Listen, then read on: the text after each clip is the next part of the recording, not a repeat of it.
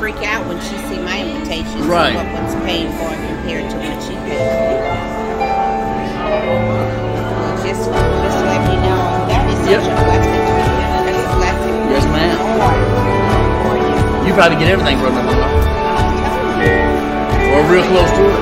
Yeah, but she had already told me some other stuff. I had already figured it out. And now I think I'm going to do this. We're talking at least 3 or 4 hours. That's just what I want. I'll save there, but rather than spending the same money. Right.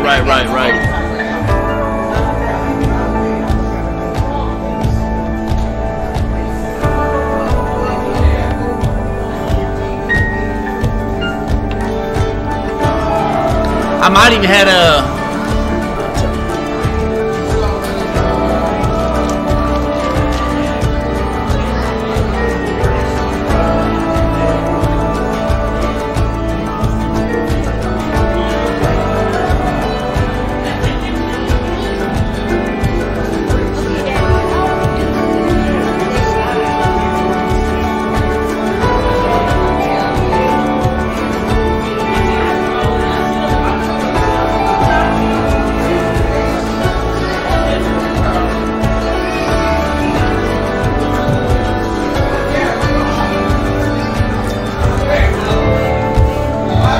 Mike.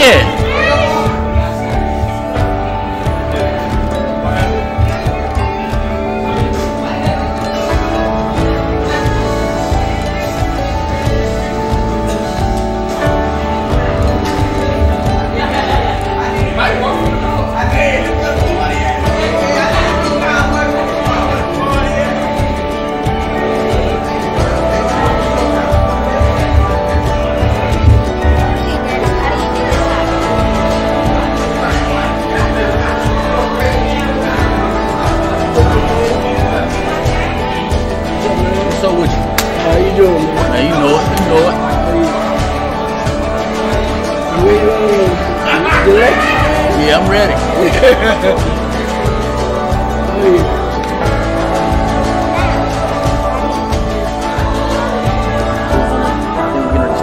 Let's finish.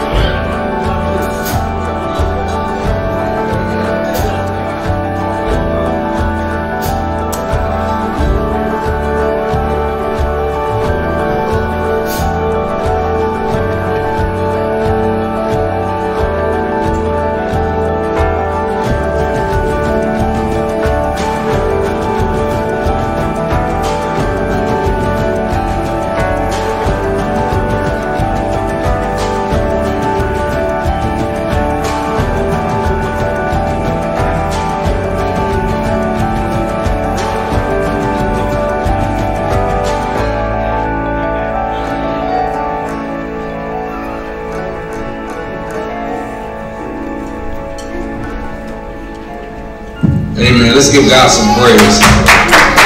Amen. Amen. Amen. I want to say, first of all, I want to say thank you to everybody that was in the house on last week when we had to be in Champaign. I want to say thank you to Reverend Garnett, all the ministers and the deacons and the people that were still here. Give yourselves a hand. Amen. I saw you, Madeline. I was proud of you. I saw you up in here watching that stream. But there's no place like home, so we're so glad to be back at home. So we're going to go ahead on and get started. And the folk that's late, we're going to have to catch us. I told Reverend, he put the pressure on me because he said y'all got out early last week. I say, see, Reverend, that was Reverend Garnett let us out early. So, but I truly want to say thank you to him and Lady Monica, because they actually came up for Friday and Saturday. And Reverend had to get up at 5 o'clock in the morning, get everybody ready, drive back, go home and get dressed so he could be here at the Faith House. And I really appreciate, I was so glad to have the grandkids to get to experience the youth quake. And it was a major sacrifice. So I don't take that lightly for him to get up and to do all of that. So we'll let them come on. But I just want to say thank you again, Reverend. Appreciate you. Amen. Amen.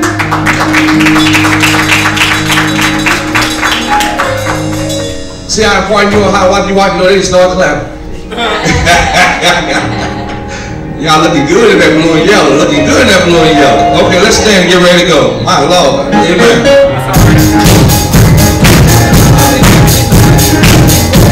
I want to get some of that energy y'all had last night at that reception.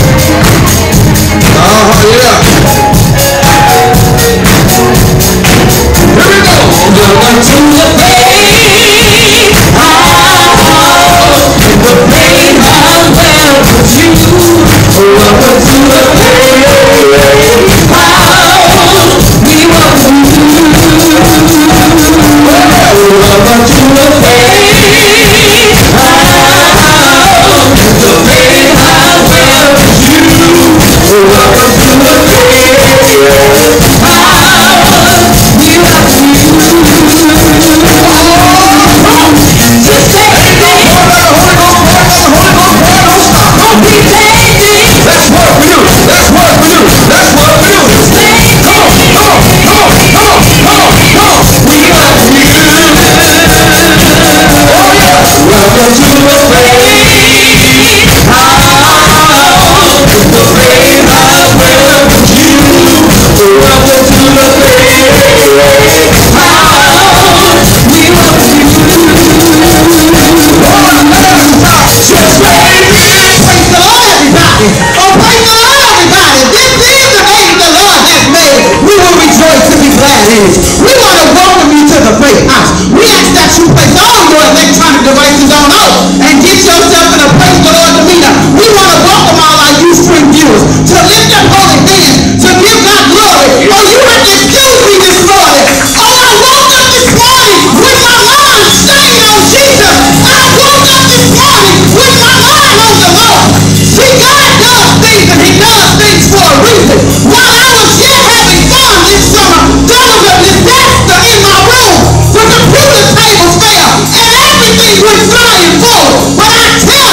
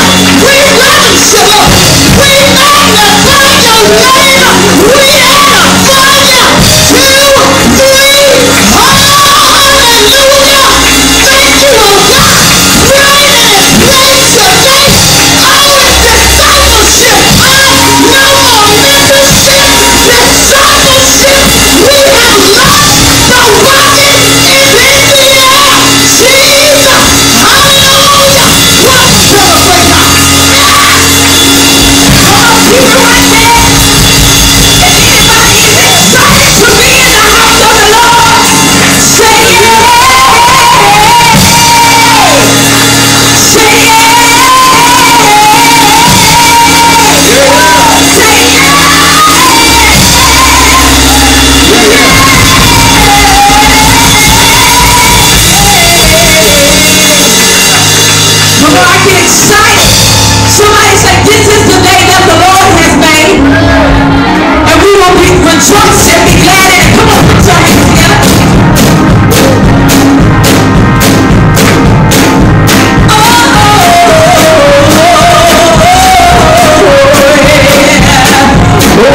Somebody say, this is the day, this is the day that the Lord has made. Oh, I will rejoice and be glad in it.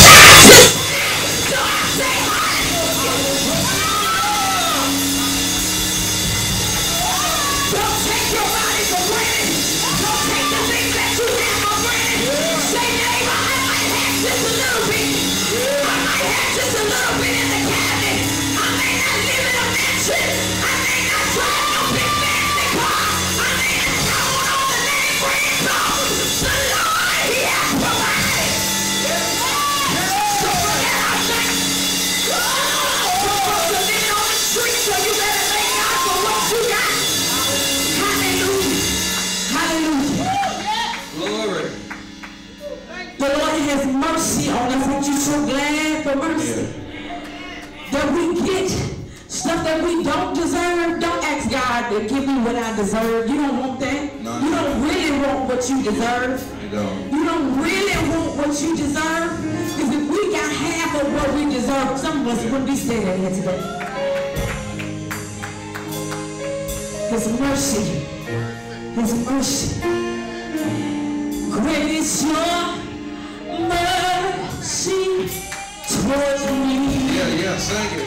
Your loving kindness towards me. Your tender mercy I see day after day. Great is your mercy towards me. Your loving kindness towards me. Lord, your tender mercy I see day after day. Everybody say, great is your mercy towards me. Your loving kindness towards me. Your tender mercy I see. I see day forever faithful, forever faithful towards me.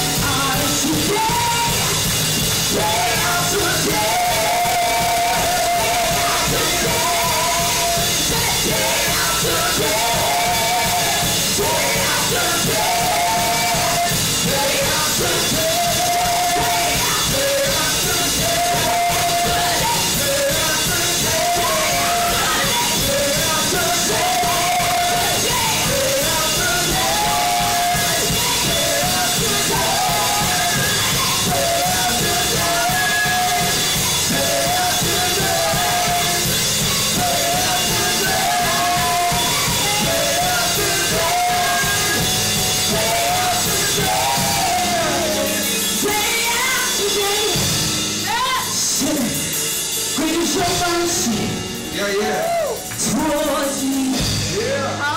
Your loving kindness towards me. Your tender mercy I see day after day.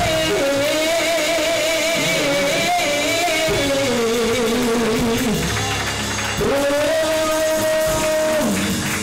somebody say day after day. Say he keeps providing. Say day after day. He keeps healing. Say day after day. He keeps making a way for me.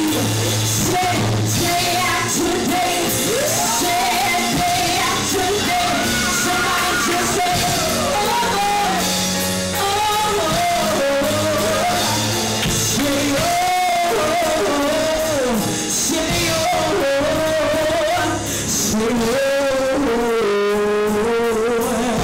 when you can't stay down, just say,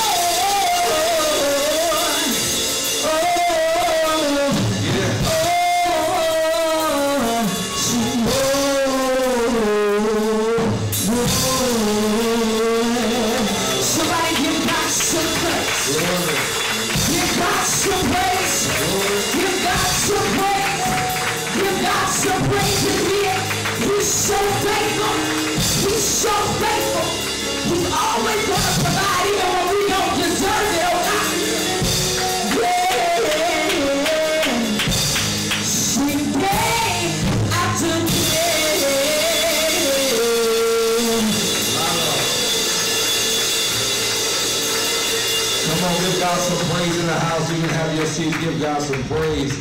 Thank God for the praise team. Give them a hand. Amen. Hallelujah. How many know that great is his mercy toward us? I tell you, Ever said one thing that's so true. A lot of times people often talk about, I just don't feel like I get what I deserve in life. But what you ought to be happy about is that we don't get what we deserve in life. That's what I like about God's grace. It's his unmerited favor. It's his unearned favor. And a lot of people, they love us or they treat us a certain way because of the way that we treat them. But I thank God that he's not an if or a because of God. See, some people love you if you do this for me, if you do that for me, if you do this, you do that for me. And somebody loves you because you do that for me and because you do that for me. But I'm glad that God is not an if or a because, but he's an in spite of God. Come on, amen, somebody. In spite of anything I've done, in spite of any position I found myself in life, I thank God that he can look beyond our faults and see our needs. Ain't that awesome when somebody love you like that and they know all our dirtiness? Come on, say amen, somebody. Say filthy rags at our best. And somebody can't love you when you're dirty. They can only love you when you're clean. They can't love you when you're messed up. They can only love you when you're clean. They can't love you when you don't look like $1 million. But I'm so glad that you can be tore up from the floor, but you can still say from the utmost to the topmost. I wish I had some help. Tell somebody, Jesus saved. Oh, I thought somebody wanted to have church today. I apologize. I thought somebody came up in here. Excuse me. I thought somebody came up in here because God had really been good. I thought God had really done something. I just thought he had woke you up this morning. Maybe you knew it was your fault. Come on, say amen, somebody. Some of you went to bed last night, but you don't know what time you fell asleep. You just guessed something. You say it was around 9. It was around 10. But I'm telling you, the person that knows when you fell asleep and woke you up this morning. Lord have mercy. Lord have mercy. And as we get ready to go, I was talking to this magnificent, marvelous, matchless maestro on this morning. He messed up. He let me hear a couple of chords to Amazing Grace played the right way. And so young people, y'all don't know that about. But I want y'all to hear old school Amazing Grace. Come on, minister today. Take your time, take your time.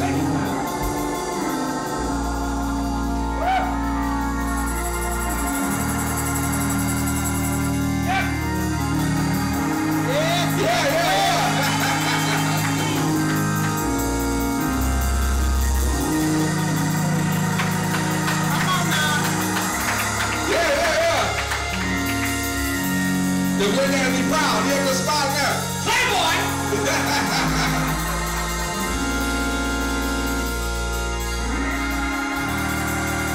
Oh, yeah.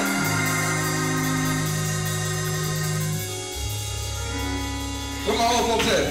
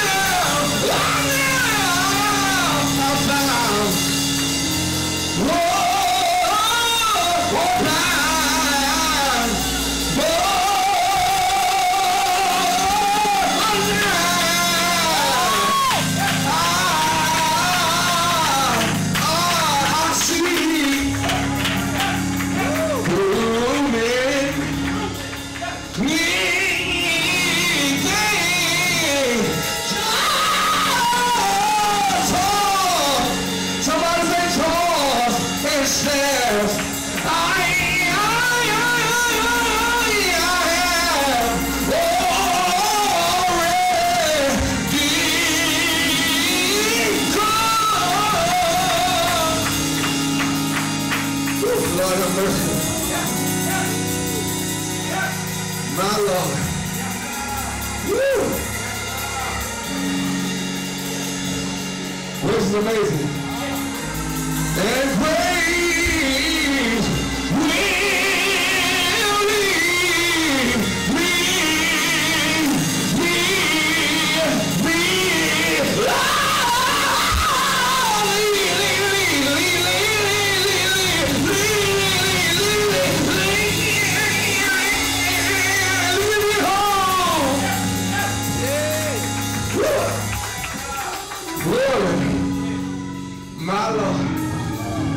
My Lord. Y'all know not to put a Hammond organ with us up in here. My Lord. I don't know about y'all, I feel like having some church. Say yeah. Oh, say yeah. Oh, somebody say yeah. Can you say yeah? Somebody say yeah.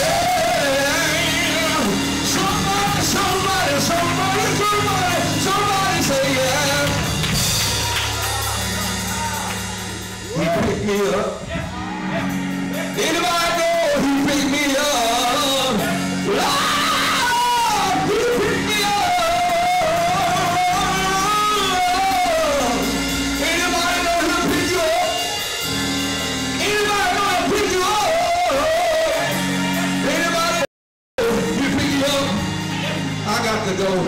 This might not be your testimony. He made a way.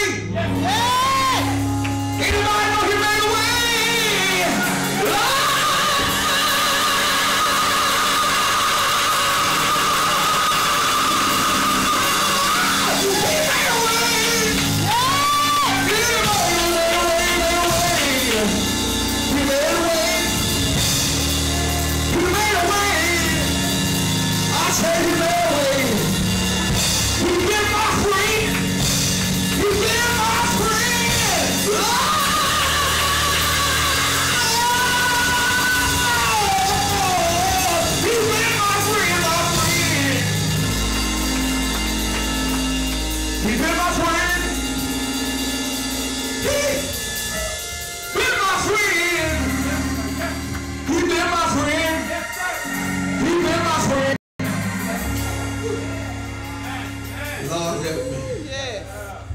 Y'all come on, brothers, because I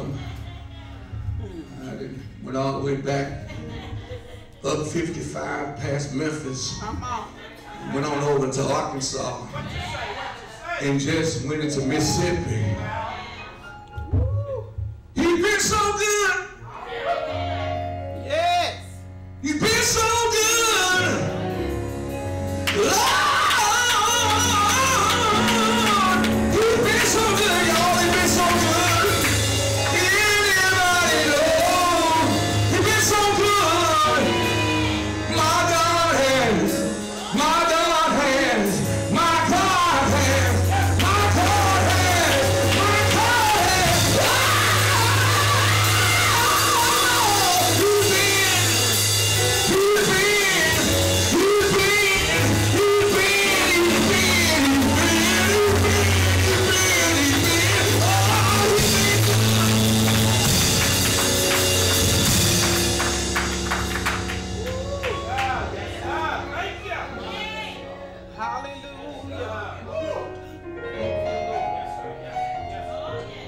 Trying to let it go.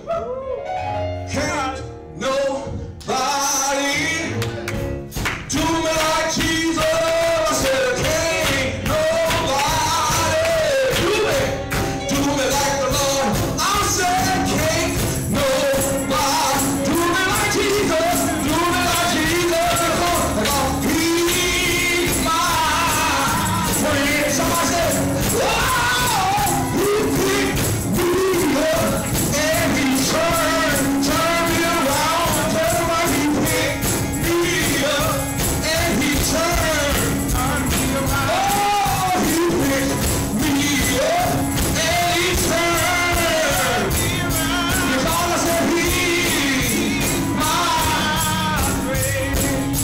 Somebody say, he healed my body, told me to run on, told me to run on. Oh, he healed my told me to run on. Yeah, he healed my body. Told me to run on. I said because he's my friend. Then they say, can't nobody do me like Jesus. Can't nobody do me like Jesus. I said, can't nobody do me like Jesus. Can't nobody do me like Jesus. I said, can't nobody do me like Jesus. Ain't nobody do me like Jesus. I said, can't nobody do me like Jesus. Ain't nobody do me like Jesus. Pick me up and turn me around. Pick me up and turn me around. I said, pick me up, turn me around.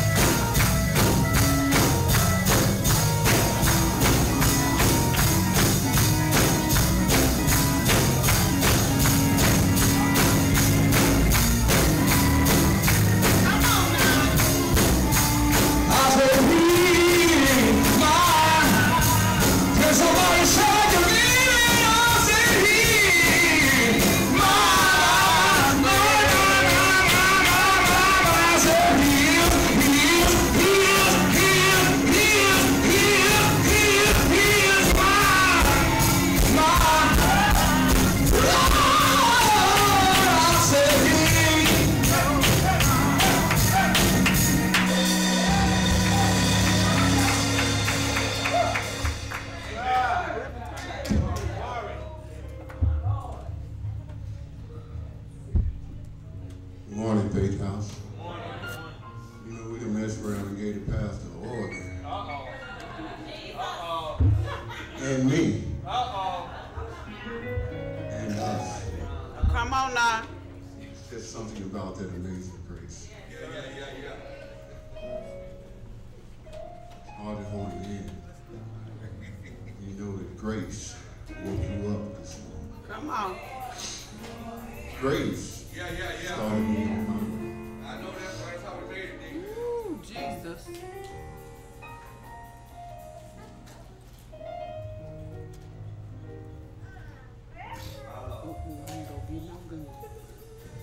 You know, we had Sunday school this morning, and they talked about giving. And toward the end, I told them about an old song that we used to sing a long time ago, and how they asked God to sing it before I did, Pastor. Watch out, you better watch out how they're saying. You better. So help me out. You can't be God's giving. No matter how. No matter how you try. More.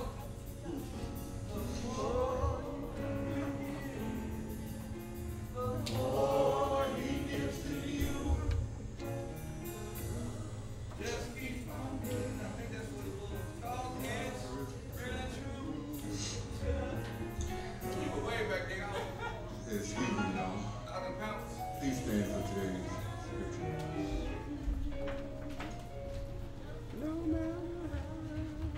Today's scripture comes from 1 John chapter 5, verses 13 through 15. When you see it or you have it, say amen. And it reads, these things have I written unto you that believe on the name of the Son of God, that ye may know that ye have eternal life, and that ye may believe on the name of the Son of God. And this is the confidence that we have in him, that if we ask anything according to his will, he hears us. And if we know that he hears us whatsoever we ask, we know that we have the petitions that we desire of him. May the Lord bless the reading and the hearing of his holy word. Amen.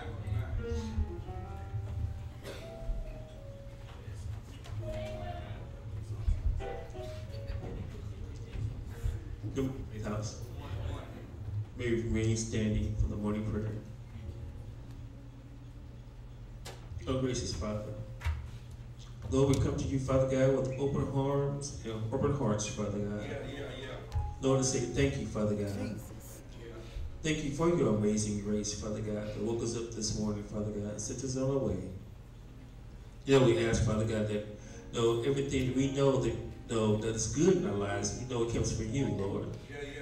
Even the bad, the good, even the ugly things that we thought that was, Lord, we know you give it to us, Father God. To uplift us, Father God, to change us, Father God, to put us in the right direction, Lord. So, Lord, today, Lord, we ask for your guidance, Lord. Give us a clean heart, Father God, so that we can obey your word, Father God, and move to your direction, Father, your way. Lord, right now, Father God, we ask, Father God, that you just continue to bless us, Father God. Lord, bless our ministries, Father God. Bless our pastor, Father God. Bless those, Father God, that don't know you, Father God. Let us reach out to them, Father God. In a way that they come running to you, Lord. So we ask, Father God, that we give us up right now, you Father, that in your word, Father God, that other people, Father God, and bless our pastor, Father God. Bless him with strength, Father God. Bless him with all wisdom, Father God. Bless him with all the things that he needs, and whatever he needs, Father God. Do your will, your way. We ask all these things in Jesus' name. Amen. Come on, choir. The choir, come on. It was a spirit up here. I thought Lil Jazz got up like she wanted the mic. Lil Jazz here to break out. 2-3 times. 23. Lil Jazz be feeling. I tell her one side of Lil Jazz gonna jump up on these drums and start taking off running. Now, you catch her with that camera, so we let Lil Jazz, you had it. You felt it at that. Right? I'm gonna see my knees.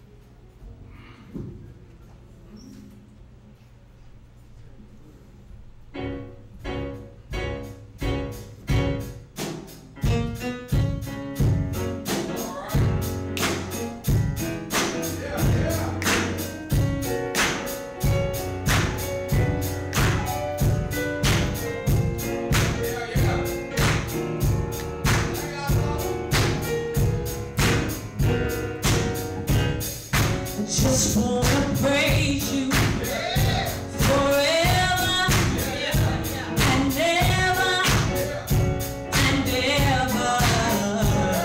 Oh, all you've done is for me.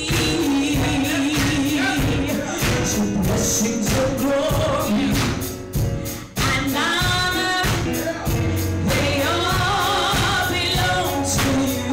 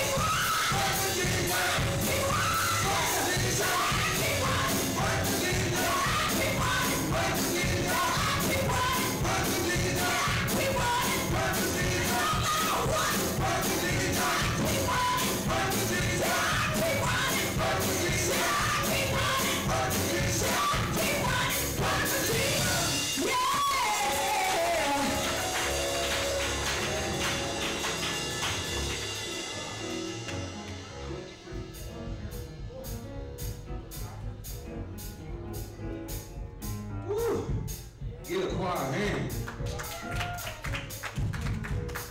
Been running for Jesus a long time.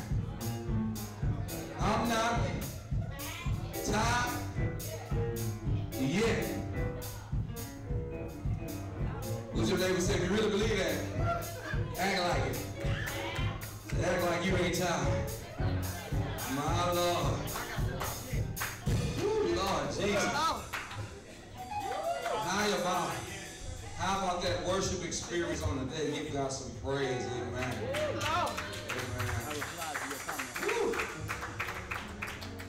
I love one thing about our church.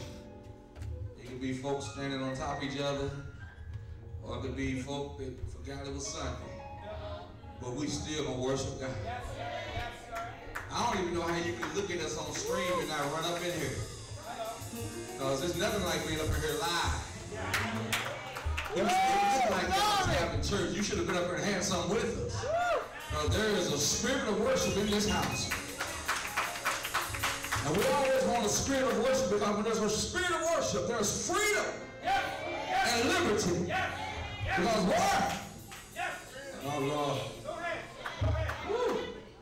Wherever the Spirit of the Lord is, there's liberty. My Lord.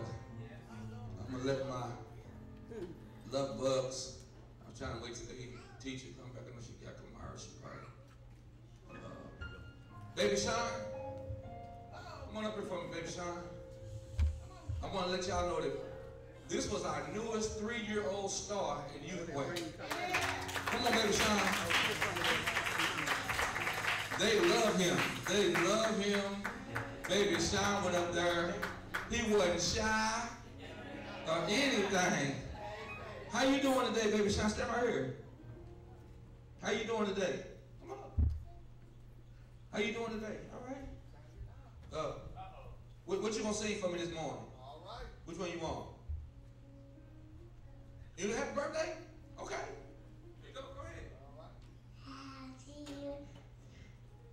Happy birthday to you.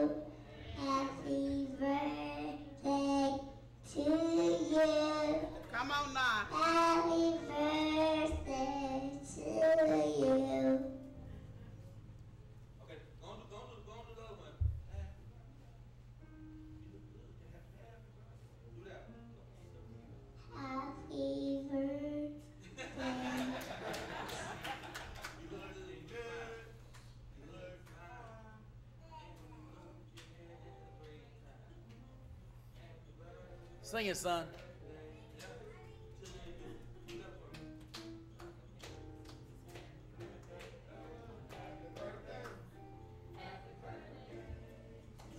He don't remember that. Sing it. Come on.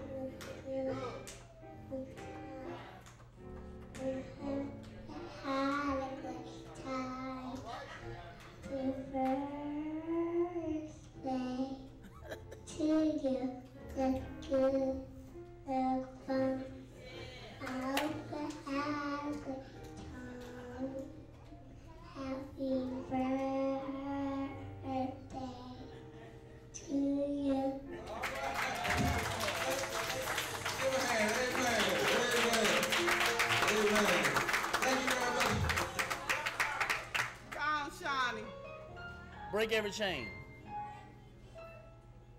Break every chain.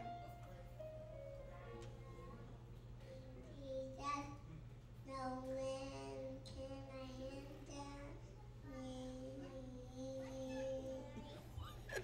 All right, amen. Amen. God bless you.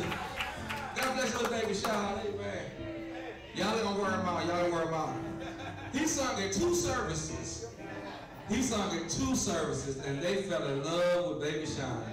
He got about 300 hits on the internet last time I checked. Amen. Yeah. But Kingdom Kids, come on, let y'all go to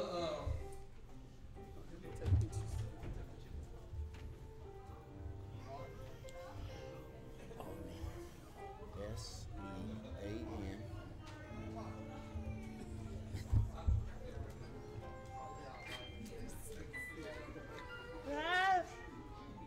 What's wrong? What's wrong? What y'all do to Kamari?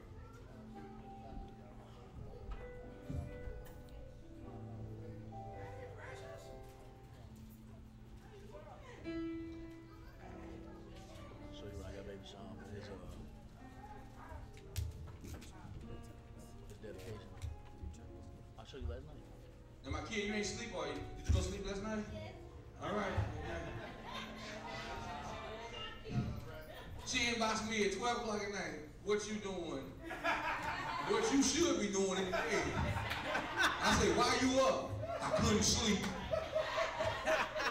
What you done done you can't sleep? I'm sitting on the phone and go, ding! I'll be getting on them late night calls. Come on, say amen, somebody. Amen, praise God. Then it was after 12. Y'all know what Grandma used to say about after 12. So amen. I'm glad one of the babies. Amen. Amen. Today, I need for you to get your ink pens out. I really need for you to get your ink pens out. On Tuesday, I had no intentions of talking about this subject matter of how we as even saved folk, how we deal with death. Come on. And it was a deep discussion of how we deal with death, because one of the toughest subjects for even Christians to talk about is loss and death. And as a disciple, you really need to know. You need to know that. And so today, I knew I'd probably do better trying to teach it here than to hope all y'all come to Bible study. I thought I'd probably do a little better. I thought my chances would be a little better if I did it this way. Come on. Amen. But I said that because you really need to get this. Some people are bitter, upset, angry. Some folks stopped going to church for years because you were upset with God. And so today I just want to deal with that. I have a number of scriptures, and it really help you. It'll really help you to write some stuff down. So I might do that after Cody. I might do that one after. Go ahead on and deal with this.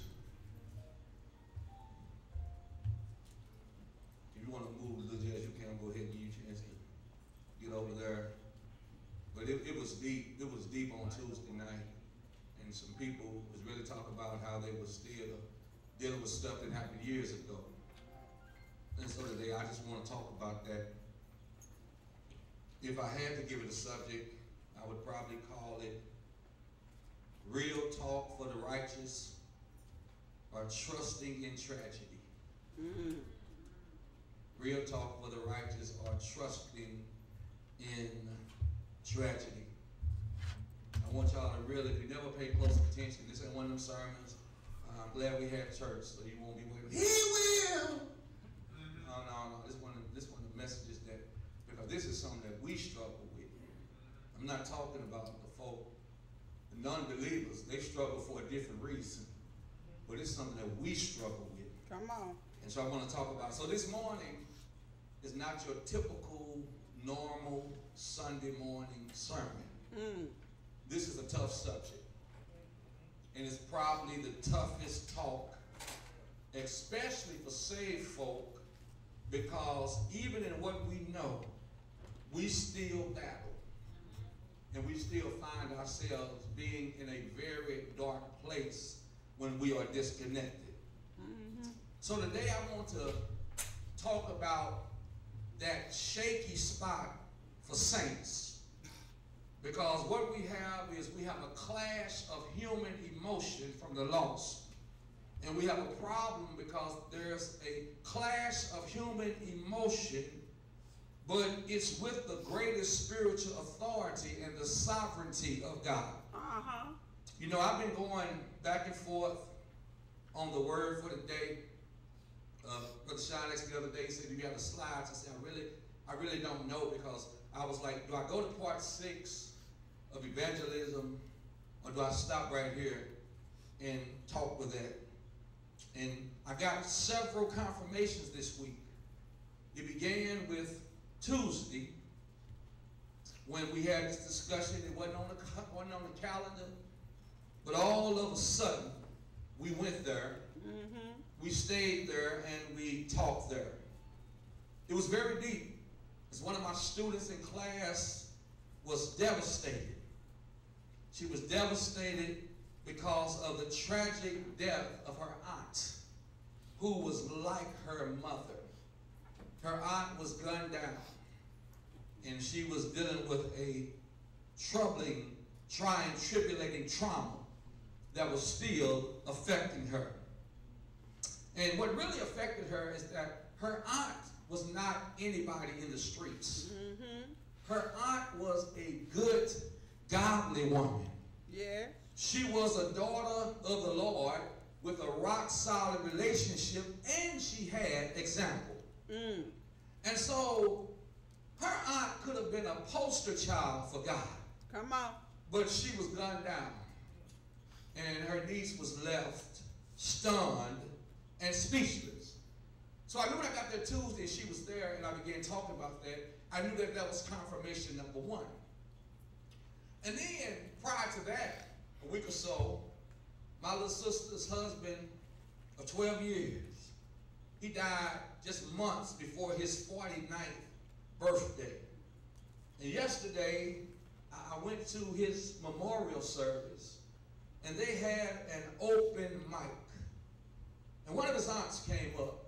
When she came, she was excited, because she was excited about her husband who had just spoken, and her husband had a critical, life-changing crisis. And she prayed to the Lord and asked the Lord to reverse what they say was going to happen and to allow him to live longer. And so she was saying that I was excited because of what God did for my husband. She said to the audience, but my problem is that I prayed the same prayer. Come on. For my nephew. And she said, I got the total opposite results. Come on. She said, I prayed for healing, and I prayed for restoration, and now he's deceased. She testified with joy and jubilation about her husband, y'all, but her issue was that she had prayed for the same healing for this young man in the casket that she had prayed for her husband, and her husband is walking around and her nephew is deceased. Come on. And she said, I got to be honest with y'all, She said, I'm not happy about it. Come on. She said, I'm angry. She said, I'm bitter. She said, and I'm frustrated and living in a frustrated place. And she said, even though I have faith in both situations, she said, why could God and how could God do such a thing? In other words, what I would have used as a third subject, but you might not be able to handle it, she said, how dare God?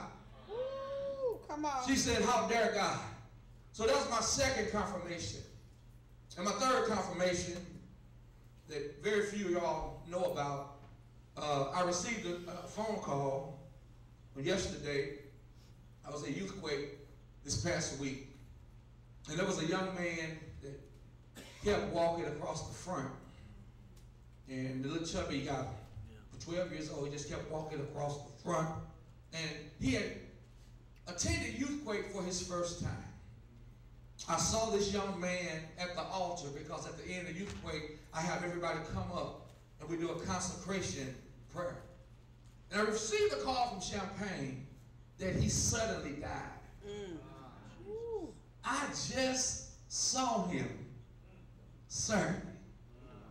He was just at the altar Saturday. Come on. And the one thing the lady that called me, she said, I'm so glad that he made it to Youthquake. Yes. And I'm so glad the last place you saw him was the altar. Say amen, somebody. Come on now. He was only 12. Ooh, Jesus. Still in his innocence. Still at the point of pursuing a relationship with God. So this was not making sense. Ooh. And so there was a lot of questions. So today I want to talk about that because some people say, like all of us have said, yes, God, I understand you're sovereign. I understand you run it. I understand you are the creator. I understand you call the shot. It said, but my not being okay is a part of reality. Come on. Come on, say amen, somebody. Amen. So many times, when we attend a homegoing, they try to give us what I call comfort scriptures. They give us scriptures that sound good. Come on. They kind of help us like a band-aid, but deep down inside, if we tell the truth, we feel empty. We feel lost. Come on. We feel hurt. We feel abandoned. Come on, just talk to me. I need some real folk. We feel that I'm upset. Because especially when it's somebody who you know love God. And you know God loved them and suddenly they're gone. Come on. You've heard these scriptures at the funeral. I call them comforts for the Christian. 2 Corinthians 5:1. Yes. For we know that if my earthly tabernacle, how's my tabernacle? What is I?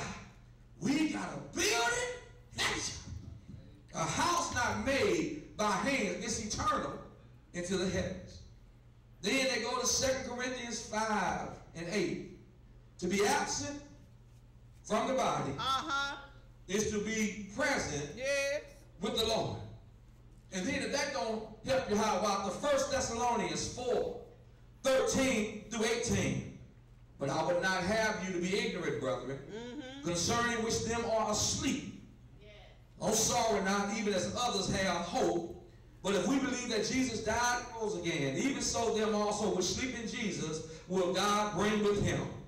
And it goes on and on and on. And it talks about, in verse 17, then we that are alive remain shall be caught together with them in the clouds to meet the Lord and be forever with the Lord. Wherefore comfort one another with these words. So let me begin, y'all. Let me begin by sharing and showing you that there is scriptural support in this subject matter of how Christians deal with death and all the negative. Because as a Christian, you tell me that I serve a loving God. Yes. And you tell me God is good all the time. And all the time, God is good. Come on. But what about all of that negative stuff? So y'all got time for me to teach a little bit? Come on. In theology, there is a philosophy that's called theodicy. Yes. Theodicy. Now, theology is simply the study of religion. Like biology is the study of anatomy, psychology, the study of the mind. But theology. And theodicy is a branch of philosophy that deals with evil despite the existence in God. Stay with me, I'm going somewhere. So a theodicy is often, it's something that gets us to help us understand the existence of God and helps us to see that even with the existence of God, there still remains evil and bad or negative taking place. Come on. So I want y'all to understand that with God, no matter what happens in our life, it's either God permitted or God allowed. Come on. See, some stuff God didn't send. He just allowed it. Say amen, somebody. Yeah. So either God permitted it or God allowed it. But as you learned about God's territory, because he has all power, because he's omnipotent, nothing happens outside the will of God, outside the purview of God. So no matter what happens, God either did it or he allowed it. Come on, talk to me, somebody. So can we have that candid conversation? And I want us to just address some questions we have about God. Especially during these difficult moments when things don't make sense.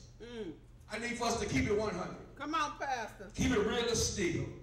I don't want you to look at me today being fake and false, phony, trying to cover up your emotions, trying to cover up your thoughts, and sometimes trying to cover the issue.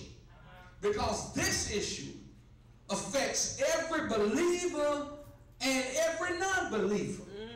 And it's probably one of the top 5 reasons that folk who don't believe in God justify their non-believing. And it's also the reason that believers find themselves being there even though they are a believer. Talk, Pastor, if you got to all by yourself. So what I want to do is I want to attempt to give you some perspective, which I hope can help you and help heal you when you have that unexpected tragedy and that loss and difficulty. Come on. So, we deal with a good God. Yes. God is good all the time. Yes, he is. All the time, God is good, like an echo. But when tragedy happens, how could this happen? Now, I'll be honest with you, even as a pastor, your pastor, I struggle with those moments because it's tough for me to see you hurt. Come on. And so I still have to be a strong leader. And I still have to be a leaning post. So heaven, I struggle, Deacon Hobby, I struggle with this because I want to minister to you when a crisis hit, but it has to overshadow how I personally feel about the crisis. Come on. Stay with it. I'm trying to pray. I want to get there. Yeah, I hurt when I see you all at the crossroad of wanting to give up. But then you need some hope. Say amen, somebody. Come on. So I do hurt. I do hurt. But I also need to be strong enough to give you hope. So a lot of people say, well, how do you feel? I really can't tell you how I feel because I got to try to give you some hope in your hurting situation. Say amen, somebody. So, beginning with this, people often say, how do you keep going? How do you go to the cemetery and have your best friend leave a father? How do you go to the cemetery and have somebody leave their mother? We've had a person in this church that lost children. How do you as a pastor deal with that? Well, first of all, because I know what I preach. I believe what I preach. And I know who I'm preaching for. I know that as much as I might disagree like you disagree with a decision, I know that they're in a better place. I understand that the sovereignty of God is ultimate because of what I know. I just keep going. I keep going. And I try to wrap my mind around the situation. I want to help you out. You try to wrap your mind around the situation because I would be crazy and lose my mind if I did not have an anchor. Come on. Come on, say it, somebody. So, real talk and some tough questions. And I'm going to let you get out of here. But when tragic times hit, when a child dies, when a baby dies, like that 12-year-old, when they die, they're in the prime of their life. How do we continue as Christians to tell the other folk that God is good? Come on, say amen, somebody. I mean, when all the human eyes see is tragedy, and all they see is what God has taken. Come on, say amen, somebody. That's all they see. So a lot of times we're often viewed selfishly, and a lot of people, when something happens in their life, let's just be honest, they either walk away from the faith and God when they're already in God, or they remain a non-believer because they hear God is good all the time. They hear all things work together for good for those who are called according for his purpose. They hear all of that stuff, but they said, can you help me understand the greatness of God as it relates to my experience? Come on, say amen, somebody. First of all, let me help you right there if you felt that way. If you get rid of God, you still got the issue. First of all, getting rid of God and boycotting God has not changed the scenario. Especially for you to have some positive progression. I remember one time Jesus was having a conversation with Peter, and he said, you know, Peter, when we have problems and trouble, will you leave me? And in 2018, basically said, where are we going to go? Because you have the words of eternal life. Yes, sir. Yes, sir. Come on, say amen, somebody. So the first thing I want to tell you, if you're at that crossroad, first thing, number one, is that you will never solve any problem running from God. Come on, say amen, somebody. Come on. Second thing, that familiar song, I won't complain. When I weigh my bad days against my good days, it ain't even close. I want y'all to think about something. Think about something when you're at that crossroad. The question about the goodness of God only comes into question when bad things happen. The question about the goodness of God, it only comes up when bad things happen. When we're riding high and everything's going good, we good. But when bad happens, the questions come up. What about all those times? All those other days when there were no questions? Come on, say amen, somebody. So, when we get in a situation that we have to deal with this tragedy, we have to place the badness of our situation against the history of God's goodness.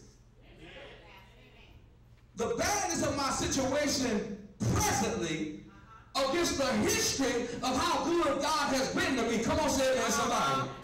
So that's the second thing. Third thing, as to why all of this sadness and this pain and hurt, how would a good God allow evil? That's the question in theodicy. God allows or he permits. Now let me put it like this. God has given man choice. And with choice, the potential for evil exists. Because we can choose against God. That's what Adam did. So when we choose against good or God, the opposite is none good or none God. Or it's evil. Say amen, somebody. All right. So freedom is what allows evil to exist. That's what got Adam in trouble. Don't miss this. Freedom allows for it because now you have a choice, but people actualize it, and then when we do it, it affects other people. So the great thing about serving a sovereign God that we might not agree with is that I love the fact that he chooses to intervene. Come on. Even in the reality of evil of the world we live in. Now I don't know about you, because folks be like, I'm just not going to do it. Who you going to run to? I mean, who you going to run to but God? Because I don't know about you, if I'm just left to man, anybody can do whatever they want to do to me. But if I have a sovereign God, no matter how bad it is, no matter how evil it is, if I got a sovereign God, whatever happens has to flow through his hand. Come on, say this. Y'all ain't talking to me.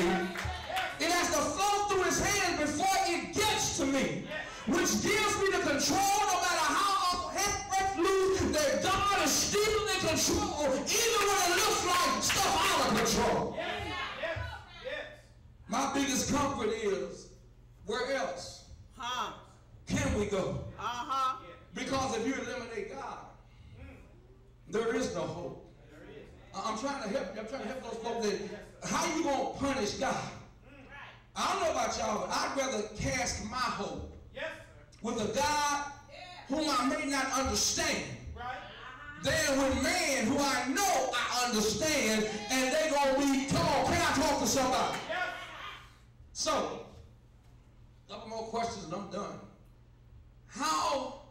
Pastor, how can we have boldness in our faith if our circumstances have been catastrophic and you have prayed for God to help and he don't? Talk to me, Pastor. I'm just keeping it real, Pastor. How? Be bold in your faith. Go to the altar. Cast it all on him. How can I be bold when my circumstances are catastrophic and I talk to you about it and it still happened? Listen, the truth is this. You can know that to be true. You can rehearse it. But how do you walk in that boldness and not hesitate in my human flesh? Give you an example. If you have somebody come over your house or visit your house often, and you say, baby girl, have a seat in a certain chair. And when they go to sit down in the chair, you pull the chair from under them. The next time you tell them to sit in that chair, they're going to hesitate. Now, God is not pulling out the chair, but the experience is a teacher. Say amen, somebody. So how can we approach our faith with boldness when history and experience says the last time I hoped God would do something and I prayed God would do something, he did?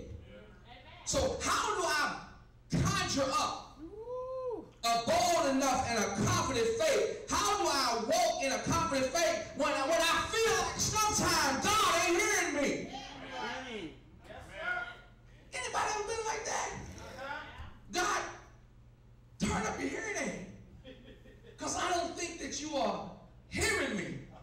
I didn't want my knees out. I got to get knee replacements. Come on, say amen. I got to get the knee pad because I didn't warm out.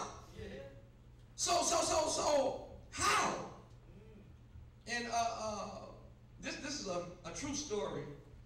Pastor shared with me, and I mean, went to the hospital, and his friend, a very good friend of his, had been pronounced dead. And people were crying, and children were falling out. Cody, they was devastated because they had pronounced him dead.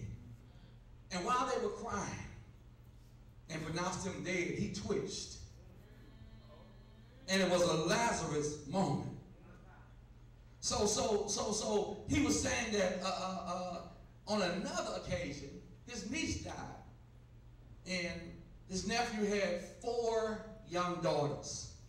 She was 38 years old. And he said, when I walked in the room, I asked God, God, do it again. He said, I asked God to do it again because he had done it before. So I just want to say to you, just knowing that the possibility exists, Come on now. whether he does it or not, Woo! he knows what he's doing because I know what he can do. I know what he has done, and I know what he might do, and he might not do it, but I still got to trust his sovereign hand. Is this helping anybody? So you got to remind yourself of all the times that God did come through, so that we can still walk in faith when we don't feel like he came through. Come on, say amen, somebody. Come on. So we know he's still good. We know he loves us, but he's also sovereign, y'all. And anytime he gives us anything, it is a blessing. So you got to put that all together at the same time. I see sometimes people go to the funeral and grandma, she's 98. And how could you take grandmama? How could you do this to me? How could you take grandmama? And God's like, I gave her to you 98 years. Come on. Now just cause you on a guilt trip because you didn't go see her at the nursing home. And you didn't help wash up and you didn't help clothe her and you didn't call. No, let's just keep it real. You should be celebrating about the 98 years of life and be not getting mad with me because she didn't get 99. Can I please? So I want to help us today because I need to tell y'all. I got some folk around here. You've been beating yourself up. Been beating yourself up because you done snapped on God. Don't have deal with God no more. But don't beat yourself up because the Bible is full of why questions. The book of Job is all about why does the righteous suffer. So Pastor, help me to make this make sense. First of all, pastors have to be real. There are some whys we can't answer. Well, see, sometimes you feel like because you're the pastor and the leader, you've got to have an answer. But there's some questions you can't answer. I had a 16-year-old young lady, honor student. She was in my choir. Beautiful, beautiful smile. She could have been a supermodel. She could have been a scientist. She could have been an astronaut. She was all that a bag of chips. 16 years old, she took a summer job. Took a summer job in a cleaners. Some fool came in the cleaners. Not only robbed the cleaners, cut her head off. To my J. Cut her head off her body. Stupid nonsense. When Phyllis asks why, how can I answer that question? Some whys we're going to have to ask when we get there. That's right. Now, Deuteronomy 29 and 29 kind of explains it because it said God has some secret things. Yes, sir. That's why I told y'all to write these scriptures down. God has some secret things. Deuteronomy 20 has some secret things that we don't understand. And all I can say about somebody that died in the Lord is that the Lord loved them. Yes. They loved the Lord. Yes. And I cannot explain it, but somehow he determined it was their time. Yes. Am I helping anybody? Yes, sir. I mean, let's just be real. Yes, sir. We don't like it. Even one occasion when Jesus was about to get up out of here. Daddy, if it be your will, Yes, sir. you can let this cup. Come on, say to somebody. Yes, sir. Have you ever asked God if he could just let the cup? Yeah. But he knew that God's will superseded anything. Say amen, somebody. So I want to help somebody. The thing that we cannot forget, Faith House, is that God knows what he's doing, and even when he's not doing what we want him to do, he knows what he's doing. Say amen, somebody. And once again, I have enough history, somebody say history, to know what he can do. And because of history, I know what he might do, whether he does it or not. So, the most frustrating part that I find with a lot of people is that God has this restricted space that he does not allow any human penetration. God owns the space of death. Well, And he owns the space of timing. So for many of us, we find ourselves just stuck. We're like, I just can't wrap my mind around it. But we have to be okay and trust in faith, because there are some things that God owns. That's right. And some of those things that he owns, we are not allowed in. So the major frustration is death. We don't see the why. As children of his, we just got to trust and believe that daddy knows best. Now, it's a major problem, mother. It's a major problem because of this, and because we understand all it, but because of this, it leads strong people to stay. And people on the bubble, or that's kind of iffy, it causes them to leave the church because of the question, why? Is this helping anybody? Come on. I'm trying to help you. I mean, what gives us hope is that when somebody dies and we know they're safe, then we know where they're at. Come on. Now, what happens when you're one of those people who ain't built like that? Pastor, I'm not like you. I can't shift to that special spot when it happens. I'm filled with rage because you're saying, God, I understand all that church stuff, but I cannot believe this happening to me. Come on. All of these folk out here that's evil and Andre, it's a whole lot of folk that you should have took before my mother, before my father, before my sister, before my brother. And God is saying to you, I know you don't understand, but I know my business and I love them most. Come on. Come on, say it, man, somebody. So we're sitting there. And somebody is like that. So what happens to the person that might be sitting here? You process stuff like that. And you don't shift to hope real quick in situations. You mad. So, Pastor, how do I navigate when I'm not that person who just sucks it up and say, well, God is God. And I trust him and I believe him. He knows best. What if I'm that person? No, that ain't me. How do I navigate when I'm really in a posture of anger? Come on. How do I navigate that I'm a posture of anger because of what I feel you allowed? Come on. It's all right to be honest. Come on. You feel like it ain't fair. And you mad. Can I help you? How you navigate? First of all, understand that God allows anger. Well, Come on, say amen, somebody. Now, you can feel guilty because you're angry. Because you know, I shouldn't be stepping a guy like that for nothing. well, But God allows anger, and God understands when we're frustrated. But the thing about it is when I get upset and when I get angry, be respectfully angry. yeah. It's okay to feel the pain that you feel like God disappointed you. Be honest. God already know how we feel, so hiding don't make it disappear. So, first thing is that you want to take the anger to him. And keep it real. Say, God, I don't understand what you did or why you did it. I feel it's unfair. I'm hurting. They loved you.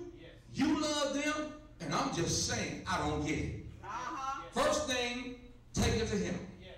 Second thing is that you have to have the right theology of death.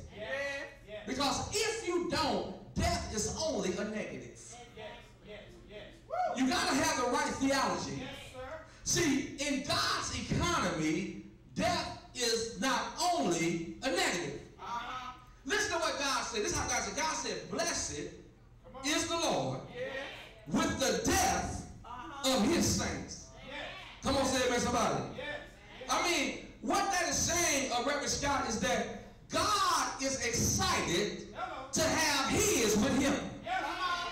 Now, we're not excited down here because we done lost somebody, and we're not excited, but God is excited, and we don't see that because all we see is death. Come on, say amen, somebody. But you have to remember that it's not over. Paul told us in 2 Corinthians 5 and 8 to be absent from the body is to be present with the Lord. So when we lose somebody and they in the Lord, you got to understand it's immediate because the body may have decayed, but the soul is much alive. So what I'm saying to you, in order for you to understand this, you got to have an eternal perspective. Yes, sir. Yes. You said it. You got to have an eternal perspective. Yes. Yes. I'm almost done. Listen, y'all, as much as we hate to admit it, this ain't our home. That's right. This is our opportunity. Yes. We spend so much time trying to look good, dress good, ride good. But you got to understand, the Word of God says only man looks at the outside. God looks at the inside. And so I'm getting frustrated because what I'm trying to do is get comfortable here. What I'm trying to do is act like here is what counts. But what you got to understand, I would be a fool to be here and have an opportunity to go there, and I go to hell trying to take care of here and don't take care of my business to go there. Realize Psalms 90 and 10. David said, the days of our years are 70 and 10. And he said, by reason of strength, you get to be 80. He said, good. He said, but it will soon be cut off. And we fly away. That's why David said, teach us to number our days. We must make sure that every day counts. Because life is short. Come on now. Y'all might think life is short. Sometimes you sit here and you're robbing God and you're not giving God nothing because you want to build a big retirement. And when you retire, you want to retire nicely. You want to retire with a Bentley. You want to retire with this. You want to retire with that. Do you know how many people don't even make it to retirement? Come on now. Do you know how many people, me and Kathy, work for the government in the last 3 years, never got to touch their retirement?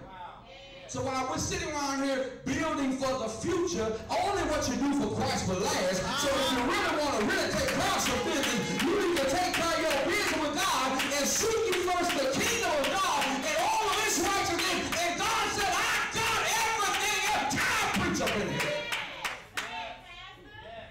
I got to go, y'all, but don't look at this life as life. Don't look at it as life. This is just an introduction to life. This ain't life. This is the intro. In the intro, you'll get some good times. In the intro, you'll get some bad times.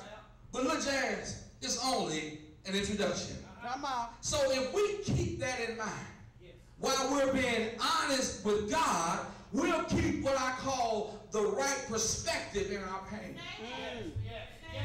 You got to have the right perspective in our pain. So, what people who ain't reached that level of understanding, is that saying that I don't have enough faith? No, that's not. You got to understand that people have different philosophies and they have different personalities. And some people respond at different levels to different things. One of them is personality and one is processing. But let me help you with something about faith. Remember what faith is, because a lot of times we consider faith to be a feeling. Come on, say amen, somebody. Our faith is demonstrated in our movement. Is that happening, anybody? So what happens is that even though I'm in faith, and even though I have tragedy, don't give up on God. What I have to remember is that I've got to learn to worship even while I'm weeping. Come on, say amen, somebody. I learned it's all right to weep, but I've got to worship even though I'm weeping. Come on. See, we got to have a faith of praise while dealing with disappointing circumstances. See, most people have more faith than they think they have. But the emotions cloud what you have. You have a lot more faith than you think you have. But your emotions, it clouds it. Try not to mix the two together, y'all. Try not to mix faith and feelings. Sometimes we got to trust God in the dark. Woo, Jesus. Anybody in a dark spot? God said, tell somebody sometime you got to trust God in the dark. Come on. You got to be like Paul and Silas. Sometimes you got to praise him at midnight even when you're in chains. Come on, say it, somebody. We've got to learn to exercise our faith and our praise in the midst of our pain. So, in trying to balance and reconcile this, how do I believe God for the miraculous, but also trust his sovereignty? Come on. How do I balance a radical, outrageous faith in God to be in perspective and not mellow it out with his sovereignty? First of all, understand that you cannot manipulate God. God cannot manipulate. Second thing is that we have to remember that he is God. Yes. And we have to learn to be grateful for what God gave and not upset for what we felt like he failed to give. Because a lot of times that's what it is. We're sitting there, and so as Christians, we have to understand that when we deal with death, folk are watching us. And so, come on now. If heaven disappears, and she disappears, and y'all all upset, and I'm calm, and you say, why you calm? She told me where she was going.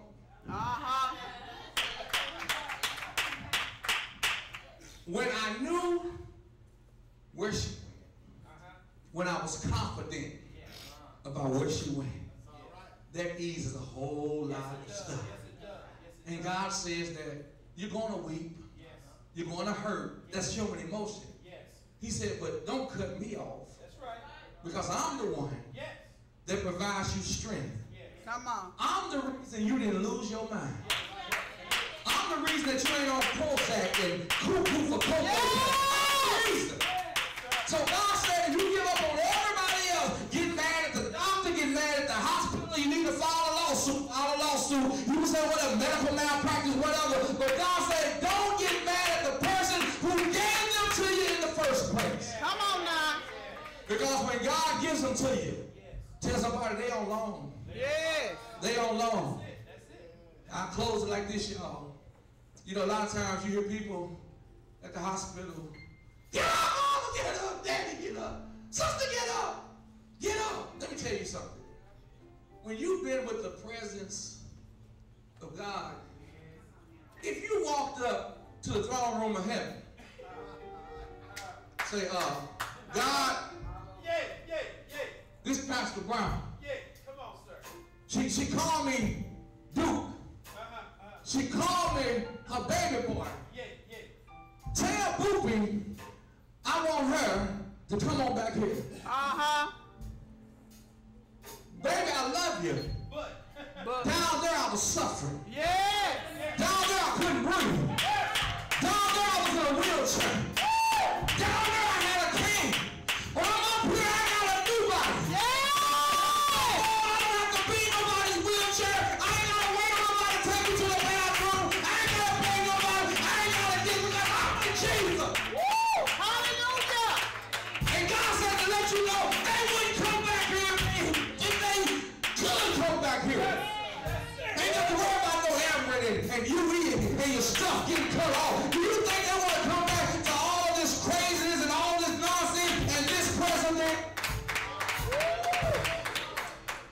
I'm telling you, you're going to hurt. But I've been learning to help you. Help you deal with it. So this is what we really need to focus on. Make sure that everybody you love, we talk to them about everything else. Make sure you make that visit. Make sure you make that phone call. Because nobody wants to see anybody. The hardest thing it is to preach is a service for somebody that you really felt didn't know the Lord. Come on. So I want to encourage all of you all. Yeah, I hurt. And I used to think that, man, if I could have one more day with my grandmother, but when I know how she feels, Come on. and I have to have the day over there, y'all ain't hearing me. I'll wait. I'll wait. Because if they're saved, they over there. Oh, you know what they want? They want y'all to be saved. They want their kids. They want their grandkids to be saved. So I'm telling y'all today, I had to help because I want y'all to think I'm Superman. No. When I go to the hospital and I see one of your relatives up there, that tears me apart. But I gotta put on the cape. And I gotta be Superman. A lot of times I leave y'all, I break down in the car because I can't break down in front of y'all. I mean, if the captain of the ship said, we ain't gonna make it. What kind of hope as a passenger? We might as well jump overboard. Come on, say that somebody. Even if the captain don't believe you're gonna make it, you can't say it. You can't say it. So I just want y'all to know, I hurt. I hurt. Broke my heart to say goodbye to my grandmother. That's my best friend. But what keeps me is that I know where she's at. And what keeps me is I know that if she could come back, when you've been in the presence of the Lord, come on, say it with somebody. When you've been in the presence of the Lord, because let's just be honest, most of our parents have told us, when I get to the point, well, I can't take care of myself. Somebody got to wash me, take me to the bathroom, got to put a pamper on me like a baby. They already told us, when I get to that point, I want God to take me. But we're at the hospital in all kind of pain, going through all of that stuff just for us. And I know it's difficult because it's one of the most selfish things in the world. It's the most selfish thing in the world. But it's never easy to let go. But it's easier to let go when you know they're going to a much better place. One thing that God helped me with, Sophia, when I went to the hospital and they said that she had COVID for the last time, I went through a whole lot of emotions. I've been preaching my whole life. I've been faithful.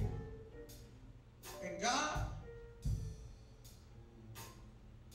the one thing I asked is that when I got my first church, that she could walk in with me or she could roll in with me. And when I came here as co-pastor, she never got the opportunity to do that. So I went through all that emotion. And so I'm at the hospital and I was frustrated. I was upset. But God spoke in my spirit. He said, you were the best grandson I ever created. He said, your grandmama had stuff that ain't nobody got. You made sacrifices when you traveled on tour. You took her on the bus. When you traveled TDY, you took her wheelchair. You rode her all around the city. You fed her. He said, the only person who can take care of her better than you is me. That's when I found out about that peace that passes all understanding. Said the only person that could take care of her is me. So I just want to encourage you all. Yeah, you're going to go through those emotions, but it helps a lot when you know that they're in that better place. So I hope that helps somebody. I hope that helps somebody, because most of us have dealt with it. But let's just be realistic. Somebody start getting in their 80s and 90s. They're in the last days. Even those of us that are 50, most folks ain't gonna be 100. Half of the life is already over. Half of the life is already over. So the rest you got left, you need to be taking care of his business. Come on. When you take care of his business, then you gonna get your Bentley. Then you gonna get your mansion on earth. Right. But the thing about it is to take care of his business. Don't you be no fool. All right. Don't you be no fool. People are dying younger and younger and younger. Yes. I know 12 people that have died and they're not even 50. Amen. 7 people not even 40. Wow. My little cousin, massive heart attack, 39. Wow. So I hope that helps you because I know I'm doing it for a reason. I know I'm doing it to help you all that's been through it. But I also know I'm helping y'all that's getting ready to go through it. You got to go through it. Yes, sir. God is saying that somebody's a lot closer. They're a lot closer than they think. And this message right here Yes, sir. is going to help you. Yes. This message right here going to help you. Now what you're going to do, you're going to go home and say, look, I need to talk to you. Look, girl, I love you. And I want to see you do well. But if you want to give me some peace, I need to know that you got a relationship. I need to know that you got the real deal. So I'm telling you, I don't know who this is for, and I'm not speaking a prophetic word to nobody, but I'm saying to you, some of us, it helped us because we needed to heal. But somebody, you're getting ready to go down that road, and you're going to need to know. You're going to want to know, absent from the body, present with the Lord. Come on in. Amen. Yes, sir. I've had my share.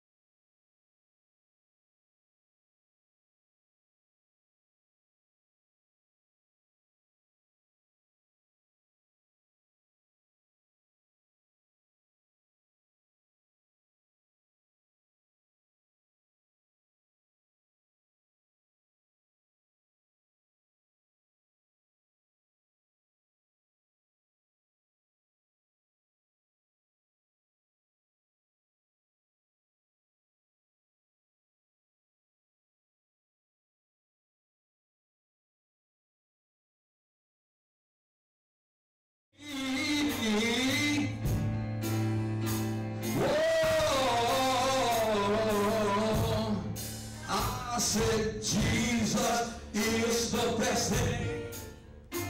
Come on here. That ever happened. Yes, he is. Jesus is the best thing. He is the best thing that ever happened. I said Jesus is the best thing that ever happened to me. Yes, he is. Yes, he is. Whoa. I said Jesus is. Jesus is. Jesus is. Jesus is. Jesus is. Jesus is. Jesus is. Oh,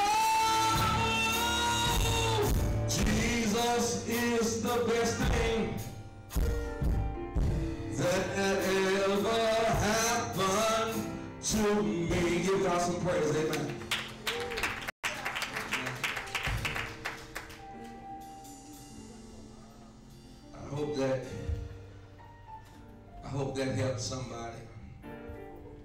several people in the class on Tuesday was dealing with some traumatic stuff.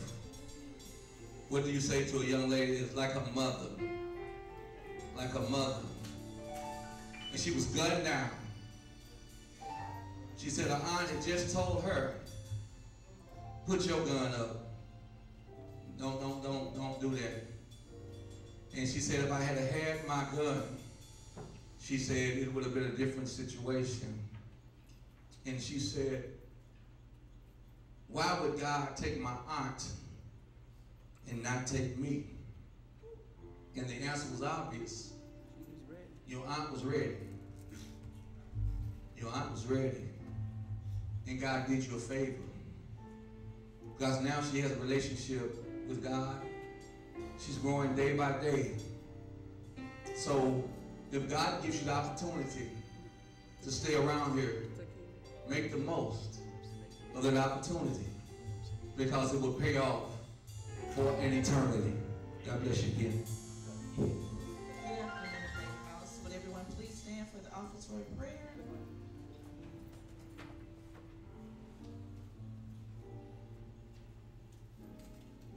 Lord, help me to do what's right and not what's left.